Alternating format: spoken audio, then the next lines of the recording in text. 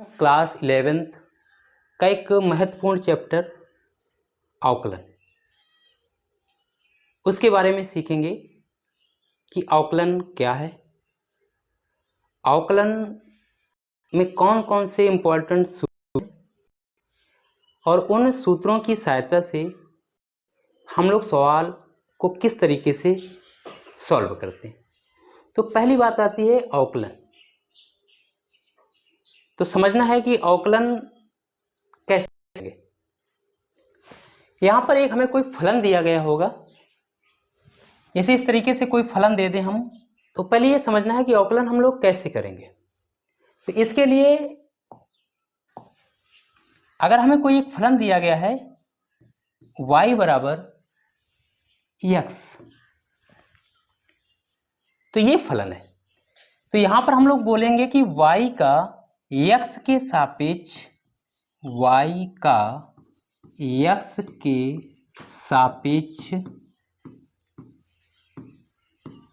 अवकलन,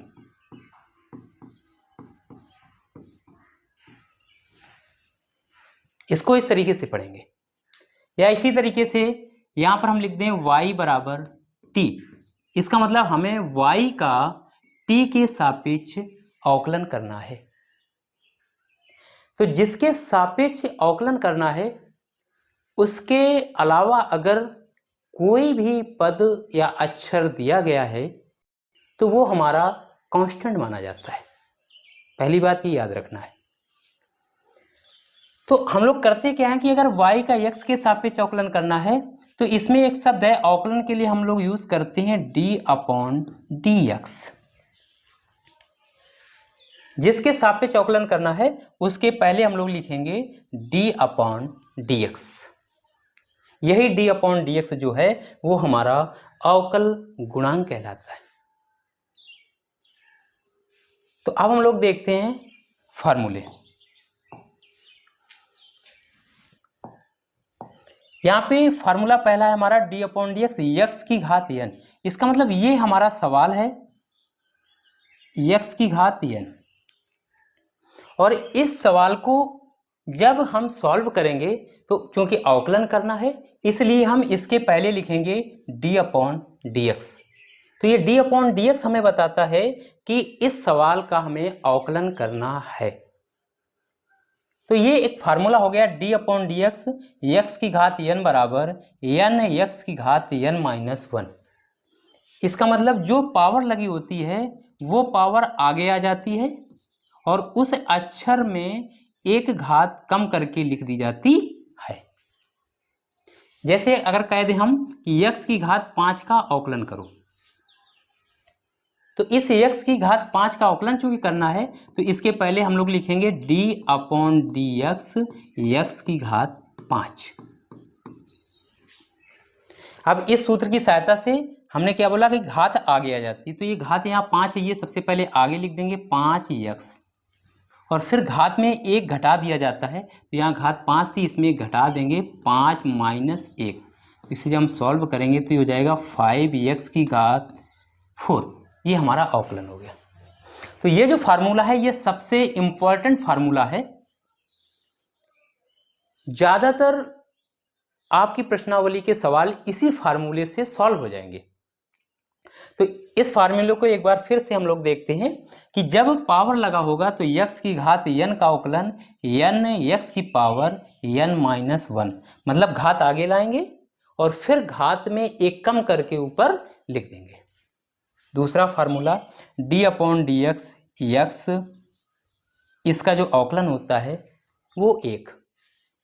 इसको भी अगर हम लोग चाहें तो सॉल्व कर सकते हैं पहले वाले फार्मूले के तरीके से, क्योंकि ये लिखा हुआ है d/dx x, और हमने पिछले वीडियो में बताया था कि a से लेकर के z तक का कोई भी अक्षर अगर लिखा हुआ है उसकी घात और गुणांक दोनों चीजें आपको नहीं दिखाई देंगी, तो उसकी घात भी 1 मानी जाती है और गुणांक भी 1 माना जाता है। तो यहाँ पर x की घात 1 हो गया, तो इसको हम लोग लिख सकते हैं d/dx x की घात 1, और ये हमारा पहला वाला फार्मूला बन जाता है x की घात n का रूप।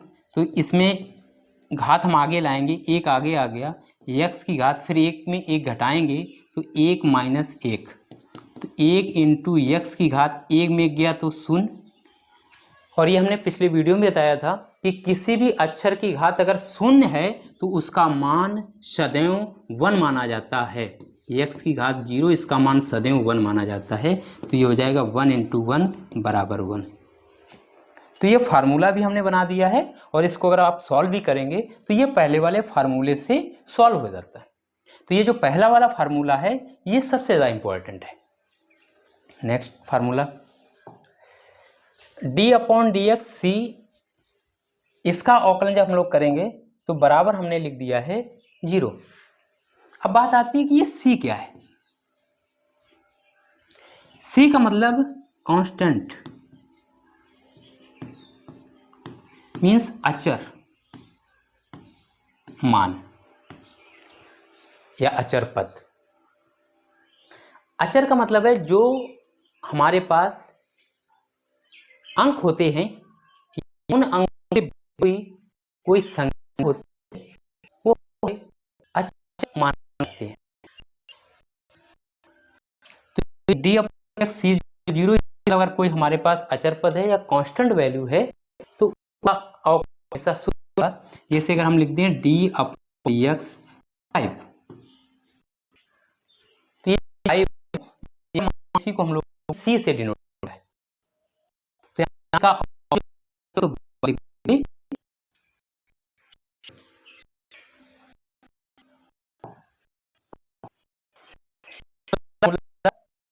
dx e की x इस फलन की x, और ये जो है तो ये e इसी तरीके से लगा रहेगा। तो e की पावर x का अवकलन भी e की पावर x होता है। अगला फार्मूला d/dx log ex बराबर 1/x, और नेक्स्ट फार्मूला है d/dx log ax बराबर 1/x log ae।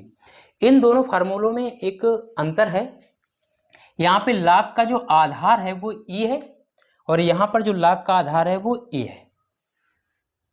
यदि log में बेस e है तो उसका अवकलन आप लोग लिखेंगे 1/x, लेकिन जो a बेस है, इस a बेस की जगह पर कोई भी आंकिक वैल्यू हो सकती है, जैसे 1 या 5 या 10। तो ये तो डायरेक्ट फार्मूला है, ये तो इसी तरीके से सवाल आएगा। लेकिन इसमें इस तरीके से भी लिख सकते हैं d/dx log 10x। तो यहाँ पर a का जो मान है वो हमने 10 रख दिया है, तो इसको जब सॉल्व करेंगे तो जहाँ जहाँ a है वहाँ हम लोग 10 लिख देंगे। तो ये x की जगह पे x लिखा हुआ है, तो 1/x log a की जगह पे 10e। तो log ax और log ax में ये थोड़ा अंतर है कि यदि log का बेस e है तो उसका अवकलन आप 1/x लिखेंगे, किंतु यदि log का जो बेस है वो कोई कांस्टेंट या a या x y z कुछ भी हो तो फिर उसका अवकलन जब करेंगे तो वो इस तरीके से करेंगे 1/x log ae।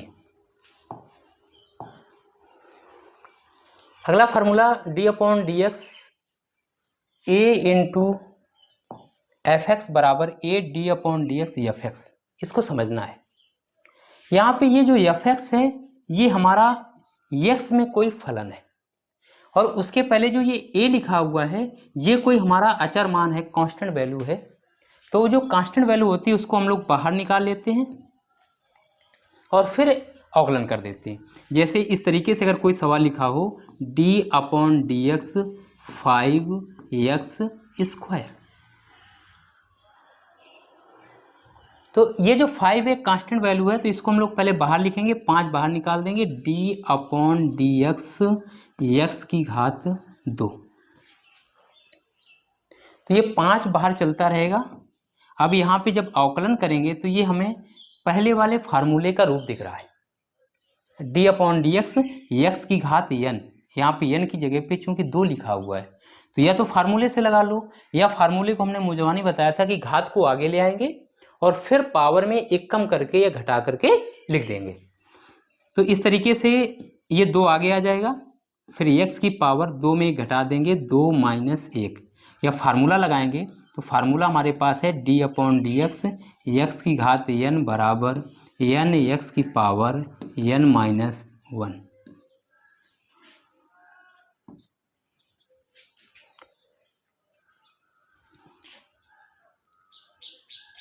तो यहाँ पे जब तुलना करेंगे तो n की जगह पे 2 लिखा हुआ है, तो ये d/dx जब एक्स स्क्वायर हमारा सवाल होगा तो ये 2 आगे आ जाएगा, 2x की पावर 2 माइनस 1, तो ये हमारा बन जाएगा 2x की पावर 2 में गया 1।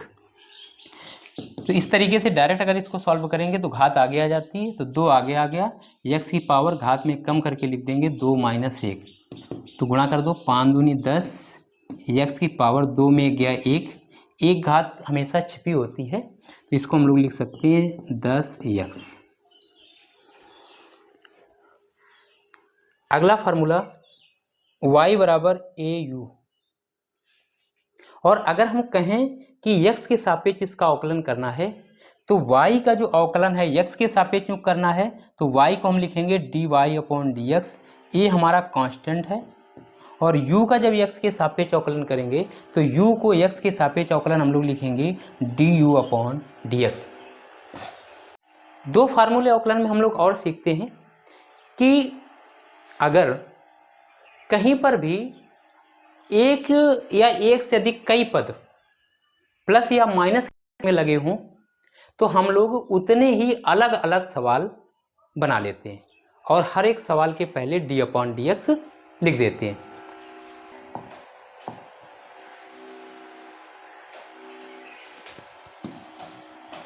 Three x square plus 5x plus 9, इस तरीके से कोई सवाल लिखा हो और कहा जाए कि x के सापेक्ष अवकलन कीजिए, तो यहाँ पर 3 पद हैं, 1 2 3, तो तीनों पदों के पहले हम लोग d/dx लगा के सवाल को सॉल्व कर लेंगे। d/dx 3x स्क्वायर, इसके पहले भी plus d/dx 5x plus d/dx 9। मतलब सवाल में जितने प्लस या माइनस के चिन्ह लगे होंगे उतने ही पद होंगे, और जितने पद होंगे हर एक पद के पहले d/dx लगा लेंगे। अब ये सब फार्मूले का एक रूप बन गया है कि किसी न किसी फार्मूले पे आधारित ये सवाल है, तो इसके लिए क्योंकि ये कांस्टेंट है तो इसको बाहर निकाल लेंगे, 3 बाहर आ जाएगा, d/dx x की घात 2 प्लस यहाँ पर भी ये कांस्टेंट है, इसको भी हम लोग बाहर कर लेंगे, 5 बाहर हो जाएगा, d/dx x, और इसमें कोई अक्षर नहीं है तो इसको ऐसे लिखा रहेंगे d/dx 9, तो 3 बार चलता रहेगा। यहाँ पर इसका जब हम अवकलन करेंगे तो पहला वाला फार्मूला d/dx x की घात n, सबसे इंपॉर्टेंट फार्मूला यही है, बराबर n की पावर n माइनस 1। मतलब घात को हम लोग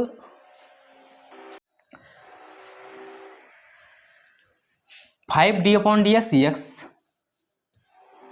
ये भी हमारे फार्मूले का रूप है, और सबसे इंपॉर्टेंट फार्मूला जो हमने बताया था d/dx x की घात n बराबर n x की पावर n माइनस 1, तो 3 बार चलता रहेगा, 2 आगे आ जाएगा, 2x की पावर 2 माइनस 1 अवकलन हो गया, प्लस 5 लिखा रहेगा, जिसके पहले d/dx लिखा है उसी का अवकलन करना है, तो x के पहले d/dx लिखा है, इसका मतलब x का अवकलन करना है, तो x का अवकलन एक तो हमने फार्मूला लिख दिया था कि x d/dx x बराबर 1, तो डायरेक्ट आप लोग लिख सकते हो कि d/dx x का अवकलन 1। अगर सॉल्व भी करना चाहो तो हमने सॉल्व भी कर दिया था फार्मूले में, प्लस d/dx 9, तो 9 एक कांस्टेंट वैल्यू है, इसका अवकलन हमने फार्मूले में लिख दिया था 0, तो 3 दूनी 6, x की घात 2 में गया 1 प्लस 5 एकम 5, 0 से कोई मतलब नहीं, एक घात छिपा होता है, तो 6x प्लस 5, ये आपका आंसर हो गया। दो फार्मूले इंपॉर्टेंट फार्मूले हैं जो कि हम लिख रहे हैं और उनको समझा रहे हैं। अगर दो फलन हमारे पास गुणा के चिन्ह में आ जाएं तब हम उनका अवकलन किस तरीके से करेंगे, तो इसके लिए हम लोग सूत्र लिखते हैं d/dx f1x इंटू f2x बराबर यहाँ पे ये दो फलन है, दोनों फलन x में है और दोनों गुणा के चिन्ह में है। तब हम लोग फार्मूला लगाते हैं, प्रथम फलन means f1x into d upon d x, द्वितीय फलन f2x प्लस द्वितीय फलन f2x into d upon d x f1x। अगर दो फलन गुणा के चिन्ह में है तो हम लोग फार्मूला हिंदी में बोल देते हैं, प्रथम फलन into d upon d x द्वितीय फलन प्लस द्वितीय फलन into d upon d x प्रथम फलन। प्रथम फलन को ज्यों का त्यों लिख देंगे, फिर द्वितीय फलन का अवकलन करेंगे प्लस फिर द्वितीय फलन को ज्यों का त्यों लिख देंगे और फिर प्रथम फलन का अवकलन करेंगे। जैसे सवाल अगर कह दिया जाए कि x इंटू ई की पावर x, इसका अवकलन करो, तो चूंकि अवकलन करना है तो इसके पहले हम लोग लगाएंगे d अपॉन डी एक्स। अब यहां पर पहला जो हमारा पद है ये भी x में है और दूसरा वाला जो भी पद है वो भी x में है। ये दोनों पद हमारे x में है तो ये दोनों पदों का अवकलन हो जाएगा। तो यहाँ पे दोनों पद गुणा के साइन में हैं तो इसके लिए हम लोग फार्मूला लगाएंगे जो ऊपर लिखा हुआ है। क्या करेंगे, प्रथम फलन मतलब x को ऐसे लिख देंगे इंटू द्वितीय फलन का अवकलन, तो d upon d x e की पावर x प्लस द्वितीय फलन e की पावर x को इसी तरीके से लिख देंगे into d upon d x x. अब इसको सॉल्व कर देंगे तो x सही से लिखा रहेगा इंटू, क्योंकि जिसके पहले d अपॉन डी एक्स लिखा है बस उसी का अवकलन करना है, बाकी जो कुछ लिखा है वो सब लिखा रहेगा। तो e की पावर x का अवकलन चूंकि फार्मूला होता है e की पावर x प्लस e की पावर x ऐसे लिखा रहेगा और d अपॉन डी एक्स इसका अवकलन हम लोग सीख चुके हैं पिछले वीडियो में, तो इसका अवकलन कितना हो जाएगा 1।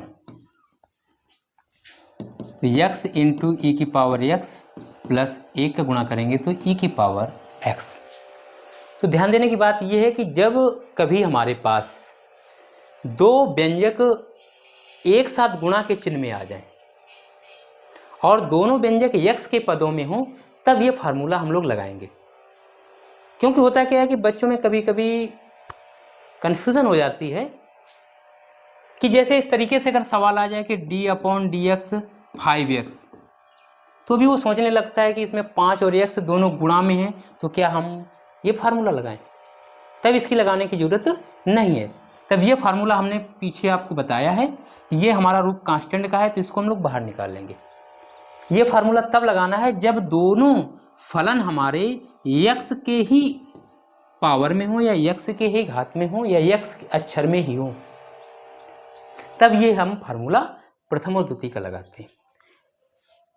अगला फार्मूला एक और है, अगर कभी भी कोई इस तरीके का सवाल आ जाए कि उसमें x जो अक्षर है वो अंश और हर अर्थात परिमेय संख्या के रूप में या भिन्न के रूप में लिखा हुआ है, तब हम लोग सवाल को कैसे सॉल्व करेंगे। तो इसके लिए हम लोग फार्मूला लिख देते हैं,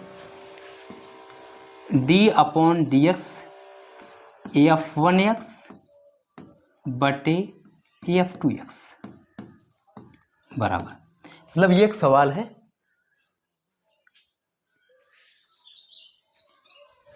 हर में भी x का गुणांक है और अंश में भी x का गुणांक है।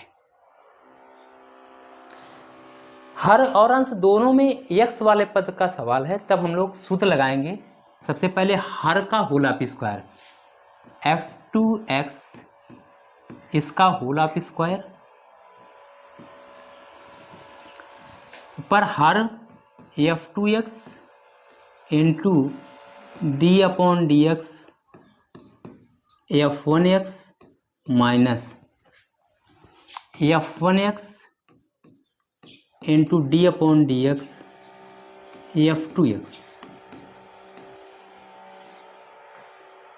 इसको हिंदी में हम लोग पढ़ते हैं d अपॉन डी एक्स, इसे अंश बटे हर का रूप कोई है, अंश बटे हर। तो हम लोग क्या याद करेंगे कि सबसे पहले हर का वर्ग कर देंगे, हर में जो कुछ लिखा है उसका वर्ग कर देंगे, ऊपर फिर फार्मूले में लगाएंगे, हर वाले पद को ज्यों का त्यों लिख देंगे, into d upon d x अंश,